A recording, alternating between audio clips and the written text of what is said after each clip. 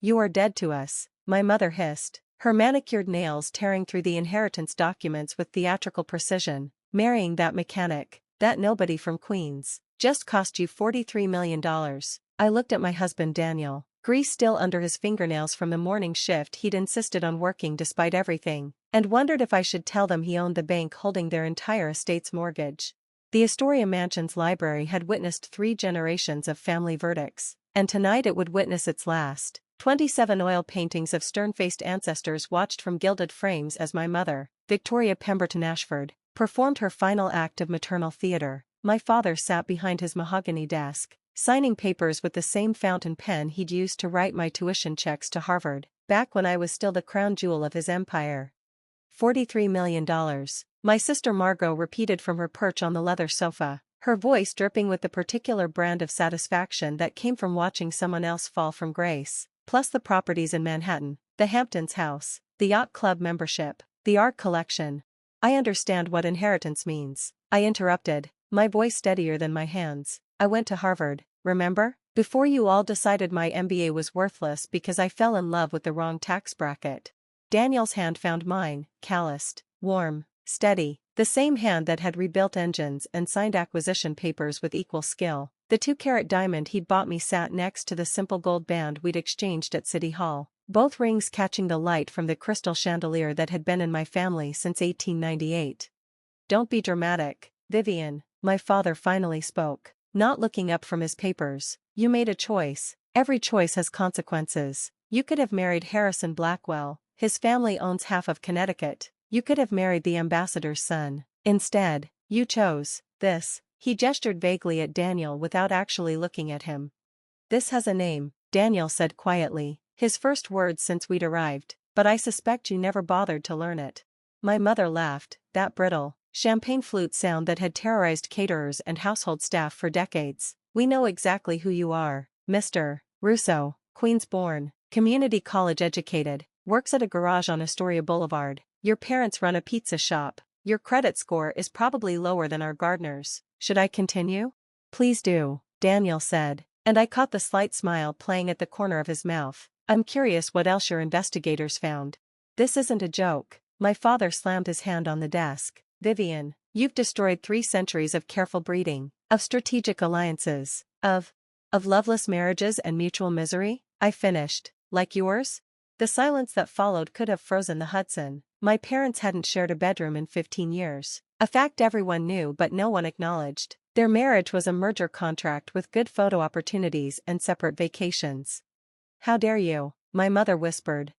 How dare I what? Tell the truth? Fall in love? Choose happiness over your social register? I stood, pulling Daniel up with me. I dare because I've spent 28 years watching you both perform happiness at charity galas while drinking yourselves numb in private. I dare because I've seen what your world does to people, turns them into hollow, gilded shells. Then enjoy your poverty, Margot sang out. I'm sure love will pay for health insurance and rent. I almost told them then, almost revealed that their nobody mechanic had spent 10 years building a fintech empire from a Queens garage, that his community college education was followed by a quiet MIT doctorate earned at night, that the garage on Astoria Boulevard was a front for one of the most sophisticated financial operations in the city. Almost mentioned that Russo Financial had quietly acquired majority stakes in half the banks that held their precious society friends' mortgages. But Daniel squeezed my hand, our signal to wait. We should go, he said instead. Thank you for making your position clear, Mr. and Mrs. Pemberton Ashford. It's simply Pemberton now, my father corrected coldly. Vivian is no longer an Ashford. I'll have the legal changes filed Monday. Of course, I said, placing my family's estate key on his desk. I suppose you'll need this back. And these. I removed the pearl necklace my grandmother had given me, the sapphire earrings from my debutante ball, the Cartier watch that marked my Harvard graduation. Each piece clinked against the mahogany like a small goodbye. My mother's mask slipped for just a second, something that might have been regret flashing across her Botoxed features. Then it was gone, replaced by the ice queen who'd ruled Manhattan society for 3 decades. Don't expect to be welcomed at any family functions, she said, or any functions at all, really. I'll make sure every door from here to Boston knows exactly what you've chosen. I understand, I said, and I did. She would weaponize every connection, every social tie, Every carefully cultivated relationship to ensure I was persona non grata in the only world I'd ever known. We left through the servants' entrance, a final insult my mother couldn't resist orchestrating. The December night was sharp with cold, but I felt strangely warm as we walked to Daniel's embarrassing pickup truck, the one he insisted on driving despite the Ferrari in our private garage. "You okay?" he asked once we were safely away from the estate. "Ask me in 6 months," I said, and meant it. The first 3 months were exactly what my family expected. We lived quietly in our Astoria apartment, the one above the pizza shop Daniel's parents ran, which my mother would have died before visiting. I took a job at a nonprofit, teaching financial literacy to immigrants. Daniel continued his mechanic work, coming home covered in grease that was actually from the vintage cars he restored as a hobby, not necessity. My family's poison worked quickly. Invitations stopped coming. My Harvard friends developed sudden amnesia. The charity boards I'd sat on discovered conflicts of interest. Even my favorite coffee shop on the Upper East Side somehow always seemed to be closed when I arrived. Margot sent helpful updates via text. "Harrison Blackwell just got engaged to a senator's daughter. Mother donated your room to the Historical Society, it's being turned into a closet. The Met Gala theme this year involves pearls. Shame you won't see it." I deleted them all, focused on the life Daniel and I were building. His parents welcomed me with the warmth mine had withdrawn, teaching me to make sauce from scratch and treating my nonprofit work like I was saving the world. His sister became the sister I'd actually wanted, one who called to check in rather than gloat. Then, 6 months later, everything changed with a single phone call. Daniel was in the shower when his phone rang. I almost didn't answer, but the caller ID showed his assistant, and I knew she only called outside hours for emergencies. "Mrs. Russo, I'm sorry to bother you, but we have a situation. The Pemberton Ashford account." "The what?" I sat up straighter. "My family's account?" "Yes, ma'am. They've applied for a significant loan for the estate refinancing. Given your connection, Mr. Russo wanted you to be informed before the meeting tomorrow." My mind raced. What kind of refinancing? It seems there have been some poor investments. The estate is heavily leveraged, and several of their business ventures have failed. They need $18 million to avoid foreclosure. I hung up and sat in the dark living room, processing this information. My family, the untouchable Pemberton Ashfords, were broke? How was that possible? Daniel emerged from the bathroom, saw my face, and immediately came to sit beside me. "What happened?" I told him about the call. He listened without expression, then said quietly, "I know. I've known for 3 months." "What?" "Your father invested heavily in a hedge fund that was essentially a Ponzi scheme. Your mother's art speculation crashed when several pieces were exposed as forgeries. Margot's husband, did you know she got married? Turned out to be a con artist who drained her trust fund and disappeared. They've been hemorrhaging money, selling off assets quietly, trying to maintain appearances. And they're coming to your bank." "To one of my banks," he corrected. Russo Financial owns controlling interests in 12 financial institutions, including Brooklyn Prosperity Bank, the only one willing to even consider their loan given their current situation. I stared at him. "You've been tracking my family's finances." "I track everyone's finances. It's what I do. But yes, I paid special attention to the people who hurt you." He took my hand. "The meeting is tomorrow at 10. They don't know I'll be there. They think they're meeting with the loan committee." "Daniel, I'm not going to destroy them, if that's what you're worried about, but they're going to learn some truths about the nobody from Queens they dismissed so easily." The next morning, I dressed carefully in my best suit, not designer anymore, but clean and well-fitted. Daniel wore his usual CEO attire, though he'd kept the mechanic's garage on Astoria Boulevard as a weekend refuge. We drove to the Brooklyn Prosperity Bank building in silence, each lost in our own thoughts. "You don't have to be there," he offered as we pulled into the executive parking garage. "Yes, I do," I said. "I need to see this through." We took the executive elevator to the top floor. Daniel's assistant had arranged everything. We would watch from the adjoining conference room's one-way glass, able to see and hear everything without being detected. At precisely 10 o'clock, my family arrived. My father wore the same suit he'd worn to disown me, though it hung looser now. My mother's jewelry was conspicuously absent, likely sold already. Margot looked exhausted, the spark of malice replaced by something hollow. The loan committee filed in, 3 senior bankers who reported directly to Daniel. They reviewed the application with professional detachment, asking probing questions about assets, income streams, and business plans. My father answered with decreasing confidence. The empire he'd lorded over me was a house of cards. built on leverage and reputation rather than solid foundation. Without the social connections my mother had so proudly weaponized against me, they had nothing. I'm afraid, the lead banker said finally, given your current financial position, we cannot approve the full amount requested. However, we might consider a smaller loan with significant collateral. The estate, my mother interrupted, desperation cracking her voice. We'll put up the estate. That's already mortgaged to 85% of its value, the banker noted. Do you have other assets? The silence stretched. They had nothing left but pride, and pride was not acceptable collateral. Then Daniel stood and opened the connecting door. The look on my parents' faces defied description. My father went white, then red, then white again. My mother's mouth opened and closed soundlessly, like a landed fish. Margot actually gasped. Mr. and Mrs. Pemberton, Daniel said pleasantly, taking a seat at the head of the table. I believe you've met my wife, Vivian Rousseau.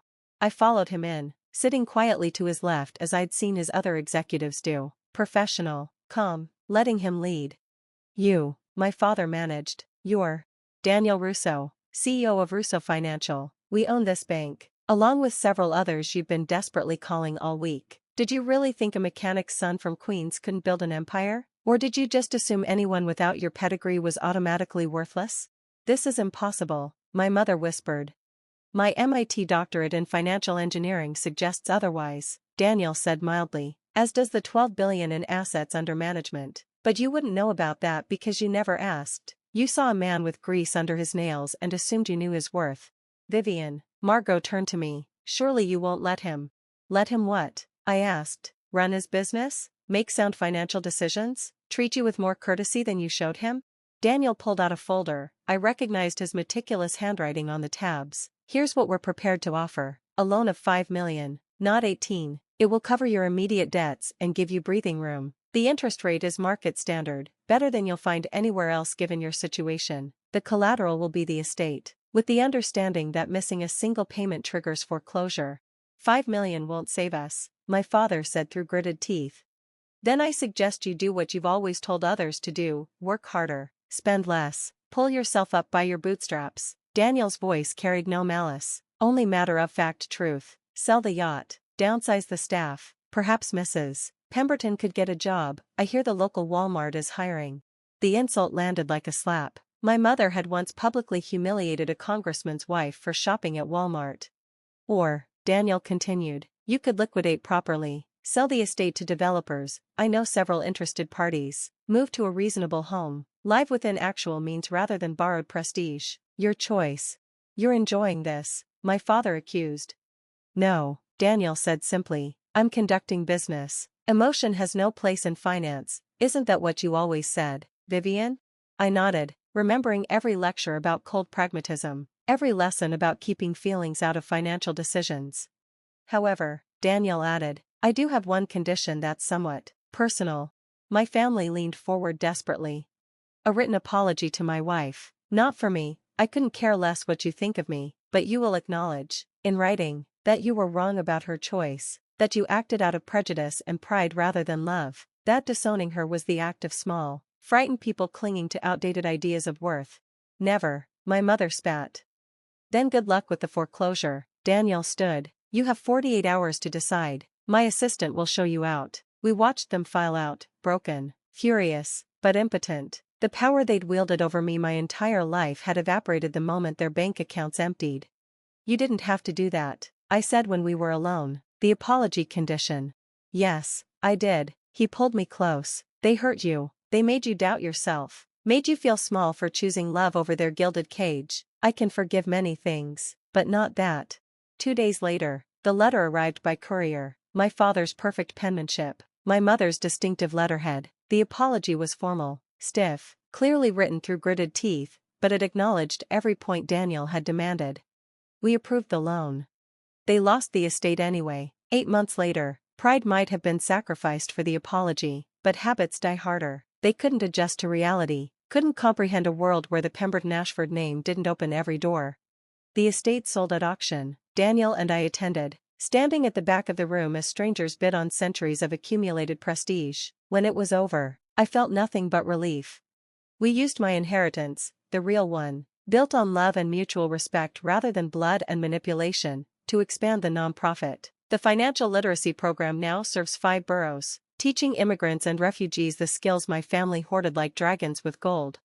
Daniel still works on cars on weekends, finding peace in engines that run on logic rather than leverage. His hands still carry grease under the nails when he comes home, and I still love them for it. My family? They live in a rental apartment in New Jersey now. Margot works as a receptionist at a dental office. My parents survive on Social Security and the kindness of friends who remember their glory days. Sometimes I wonder if I should reach out, extend the olive branch they never offered me. Then I remember the girl who sat in that library, choosing between love and money, being told she was worthless for choosing the former. That girl was worth more than $43 million.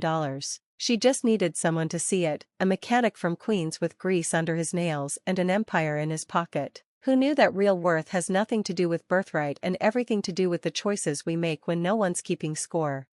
The inheritance I lost was nothing compared to the life I gained. And somewhere in New Jersey, 3 people who never learned that lesson are finally discovering what it costs to mistake price for value.